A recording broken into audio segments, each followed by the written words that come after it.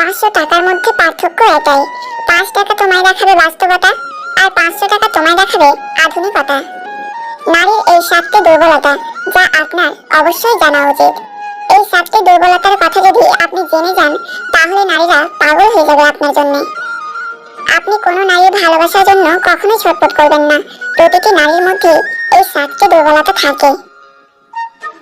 আর যদি কোনো পুরুষ এই দুর্বলতার ব্যাপারে না জানে, তাহলে তার সারা জীবন ভুল ধারণাই থাকে।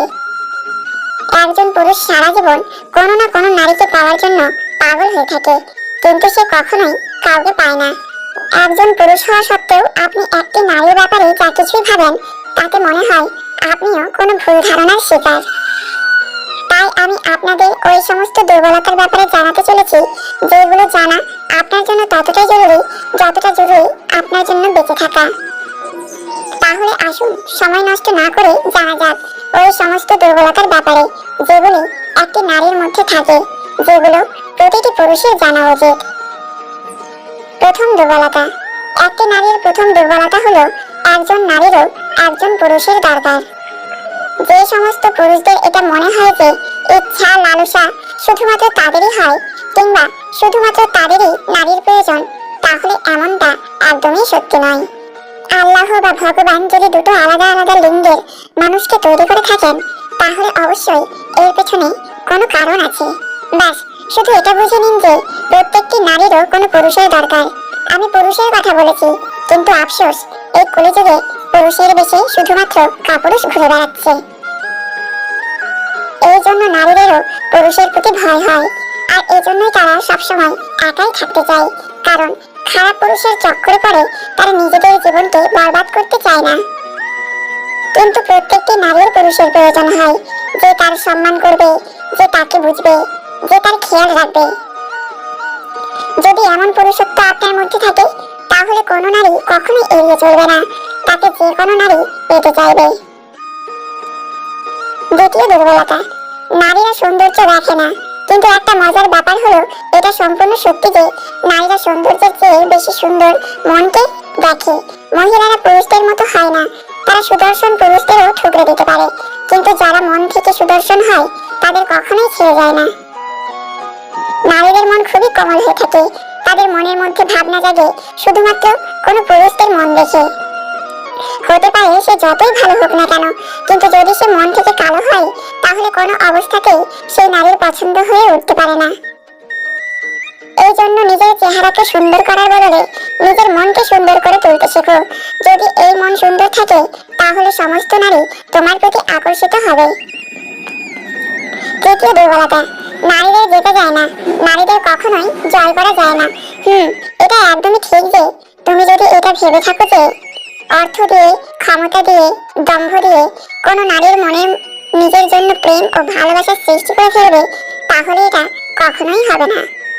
যদি তুমি চাও যে কোনো নারী তোমাকে পছন্দ করুক, তাহলে তুমি তাকে প্রেম ও ভালোবাসা দিয়ে জিততে পারবে।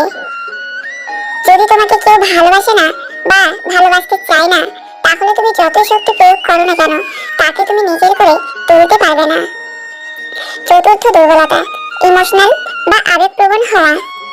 যদি কেউ পুরুষের দুর্বলতার ব্যাপারে জিজ্ঞাসা করে, তাহলে সত্যি বলতে হাজারো দুর্বলতা সেকেন্ডের মধ্যে সামনে চলে আসবে, কিন্তু নারীর ক্ষেত্রে এটা সম্পূর্ণ উল্টে যায়। কিন্তু হ্যাঁ, এমন একটা দুর্বলতা আছে নারীর মধ্যে, যার ফায়দা পুরুষ খুব ভালোভাবে তোলে, আর সেটা হলো আবেগপ্রবণ হওয়া। নারীরা খুবই ইমোশনাল হয়ে থাকে, তাদের মন খুবই কোমল হওয়ার কারণে অনেক কাপুরুষ তাদের দুর্বলতার সুযোগ নিয়ে তাদের সঙ্গে খারাপ কাজ করে, এরপর তাদের ফাঁসে তাদের বরবাদ করে দেয়।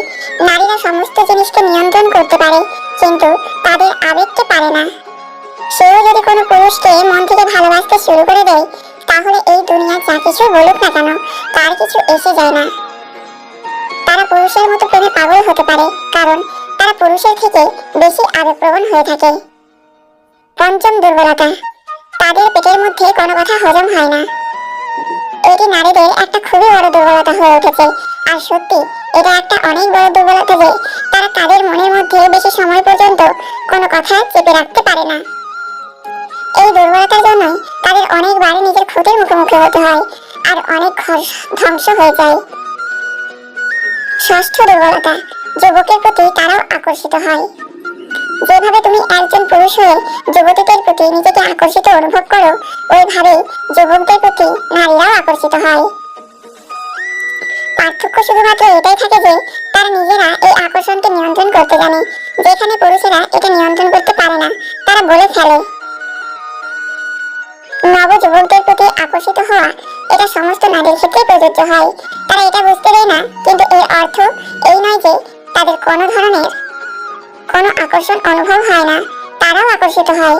যে সমস্ত পুরুষের শরীর স্থূল, সবল, বুদ্ধি তীক্ষ্ণ আর যার মনোভাব সুন্দর, এমন পুরুষের প্রতি সঙ্গে সঙ্গে নারীরা আকর্ষিত হয়ে পড়ে।